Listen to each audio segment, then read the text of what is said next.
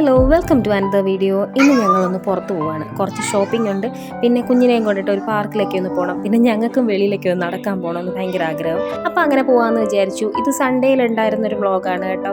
എല്ലാ കുട്ടികളും ഇങ്ങനെയാണോ എന്തോ, ഏന്തി നടക്കുന്നത് കണ്ടില്ലേ, ഒട്ടും ചേരാത്തൊരു ഷൂ ഇട്ടുകൊണ്ട് വരികയാണ്. അപ്പം നമ്മൾ ആദ്യം പോകാൻ പോകുന്നത് ചാല മാർക്കറ്റിലേക്കാണ്. അവിടെ പോയി കുറച്ച് സാധനങ്ങളൊക്കെ വാങ്ങണം. പാപ്പ വാങ്ങാൻ പോകണം, മിഠായി വാങ്ങാൻ പോകണം, പിന്നെ വേറെന്താ വാങ്ങണം?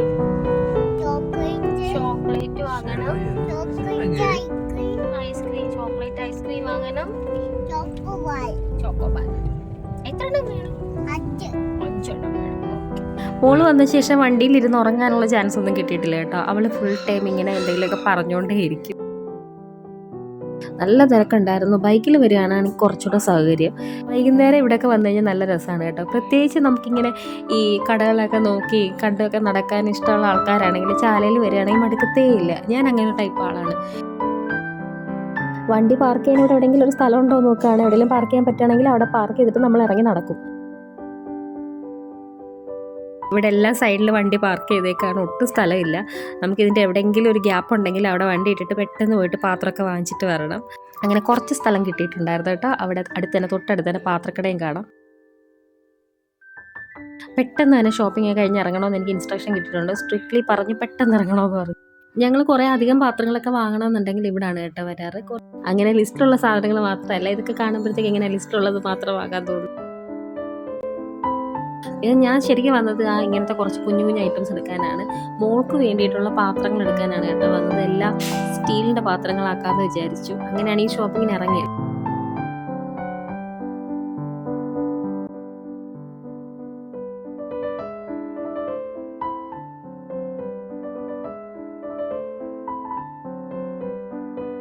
കിഴക്കേക്കോട്ട, തിരുവനന്തപുരത്തിൻ്റെ ഹൃദയഭാഗം. ഇവിടെയാണ് ഇത്രയും തിരക്കുകൾക്ക് നടുവിൽ ഒരു ശാന്തമായിട്ടുള്ളൊരു കുഞ്ഞു സ്ഥലം. അതാണ് ഗാന്ധി പാർക്ക്. നമ്മൾ ഈ കാണുന്നത് ഈ ഗാന്ധി പാർക്കിന് ചുറ്റുമുള്ള റോഡാണ് കേട്ടോ. നമ്മളൊന്ന് റൗണ്ട് അടിച്ചിട്ട് ഗാന്ധി പാർക്കിനുള്ളിൽ വണ്ടി പാർക്ക് ചെയ്യാനുള്ള സ്പേസ് ഉണ്ട്, അവിടെ കൊണ്ടിടും.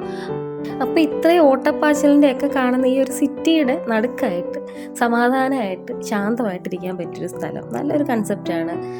നമുക്ക് അവിടെ ചെന്നിരുന്നാൽ വേറെ ഈ പുറത്ത് കാണുന്ന ഈ തിരക്കുകളൊന്നും ഈ പാർക്കിനകത്ത് നമുക്ക് ഫീൽ ചെയ്യത്തില്ല. നമ്മുടെ മനസ്സങ്ങ് കാമാകും.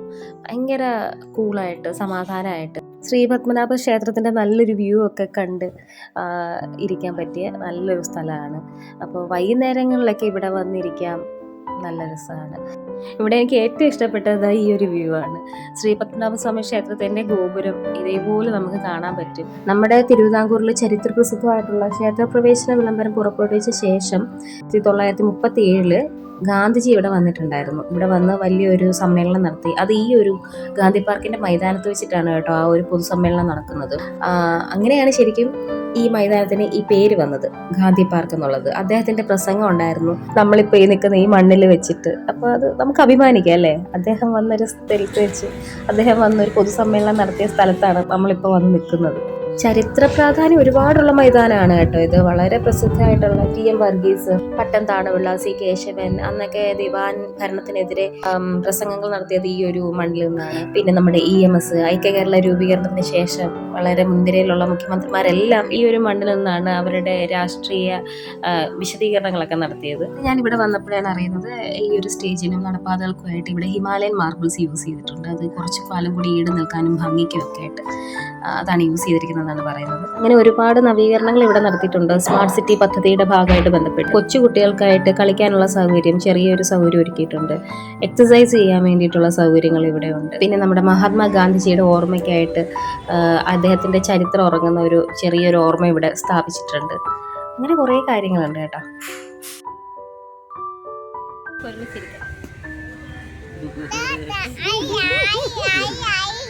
എന്തായാലും ആ വൈറ്റ് കളറിലുള്ളത് പൂവല്ല, ആരോ പേപ്പർ ചുരുട്ടിയിട്ടേക്കുന്നതാണ്. ഇവിടെ വരുന്നവർ ഇതൊക്കെ ഒന്ന് വൃത്തിയായിട്ടിരിക്കാൻ അവരും കൂടി ശ്രദ്ധിക്കുകയാണെങ്കിൽ നല്ലതായിരിക്കും.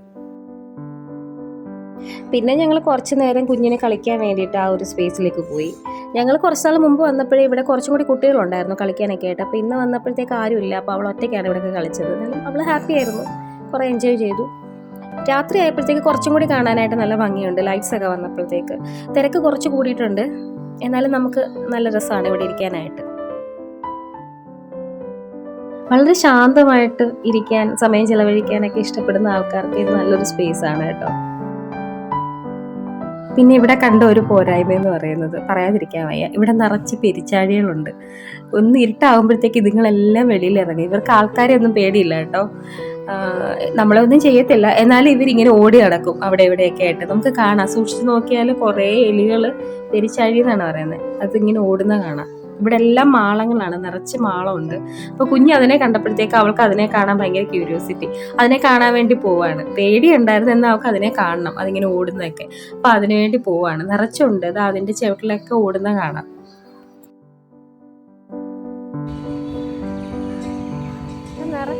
പത്മനാഭസ്വാമി ക്ഷേത്രത്തിൽ നിന്നുള്ള മണിയടിയൊക്കെ നമുക്ക് ഇവിടെ കേൾക്കാൻ പറ്റും കേട്ടോ. നമ്മളിനി പോകുന്നത്, ഞാൻ കുറച്ച് മുമ്പ് പറഞ്ഞ മഹാത്മാഗാന്ധിജിയുടെ ചരിത്രം ഉറങ്ങുന്ന ഒരു ഓർമ്മ ഇവിടെ ഉണ്ടെന്ന് പറഞ്ഞില്ലേ, അതിലേക്കാണ്. അദ്ദേഹത്തിൻ്റെ ജനനം തൊട്ട് മരണം വരെയുള്ള പ്രധാനപ്പെട്ട എല്ലാ സംഭവങ്ങളും ഇതിൽ വിവരിച്ചിട്ടുണ്ട്. ഈ ഒരു ശിലയിൽ അവർ എഴുതി വെച്ചിട്ടുണ്ട്. ഇവിടെ വരുന്നവർക്ക് ഇതൊക്കെ കാണാം. ചരിത്രം ഇഷ്ടപ്പെടുന്നവർക്ക് തീർച്ചയായിട്ടും ഇത് ഒരുപാട് ഇഷ്ടപ്പെടും. അദ്ദേഹത്തിൻ്റെ ജീവിതത്തിൽ ഉണ്ടായിട്ടുള്ള വളരെ പ്രാധാന്യം അർഹിക്കുന്ന എല്ലാ സംഭവങ്ങളും ഇതിൽ കാണാം. അദ്ദേഹത്തിൻ്റെ മരണം വരെയുള്ളത് ഇതിലവർ ഉൾപ്പെടുത്തിയിട്ടുണ്ട്. ഇനി ഞങ്ങൾ ഇറങ്ങുകയാണ്. കുറച്ച് ഇരുട്ടായി, പുറത്ത് കപ്പലണ്ടി വിൽക്കുന്നുണ്ടായിരുന്നു, അപ്പോൾ അത് വാങ്ങാനായിട്ട് പോവാണ് കേട്ടോ. ഈ ഒരു ഭാഗത്ത് ഇത്രയും നേരം ശാന്തമായിരുന്നു. ഞങ്ങൾ പുറത്തോട്ട് ഇറങ്ങുമ്പോഴത്തേക്ക് കാണാം ആ തിരക്കുകളും ആൾക്കൂട്ടങ്ങളും ഒക്കെ. ഇവിടെ ഈ ഗാന്ധി പാർക്കിൽ വന്നതുകൊണ്ട് ഇന്ന് വൈകുന്നേരം നല്ലൊരു ദിവസമായിട്ട് ഫീൽ ചെയ്തു. കുറേ സമയം ശാന്തമായിട്ട് സമാധാനമായിട്ടൊക്കെ ഇരിക്കാൻ പറ്റി. നല്ല ഫ്രഷ് എയർ കിട്ടി. അതിൻ്റെയൊക്കെ ഒരു സന്തോഷവും സമാധാനവും ഉണ്ട്. മൈൻഡൊക്കെ ഒന്ന് ഫ്രഷായി. വീട്ടിലേക്ക് പോകുന്നത് ഒരാൾക്ക് ഇഷ്ടപ്പെട്ടിട്ടില്ല. കുറച്ചുകൂടി കളിക്കണം, ഓടണം, അങ്ങനെയുള്ള ആഗ്രഹമായിരുന്നു. അപ്പോൾ ഇത്രയേ ഉള്ളൂ ഇന്നത്തെ വിശേഷം. ഇനി അടുത്തൊരു വീഡിയോ ആയിട്ട് വരുന്നത് വരെ എല്ലാവരും സന്തോഷമായിട്ടും ആരോഗ്യത്തോടെ ഇരിക്കുക. വീഡിയോ ഇഷ്ടപ്പെട്ടാൽ സബ്സ്ക്രൈബ് ചെയ്യുക, ലൈക്ക് ചെയ്യുക, കമൻറ്റ് ചെയ്യുക, ഷെയർ ചെയ്യുക. താങ്ക്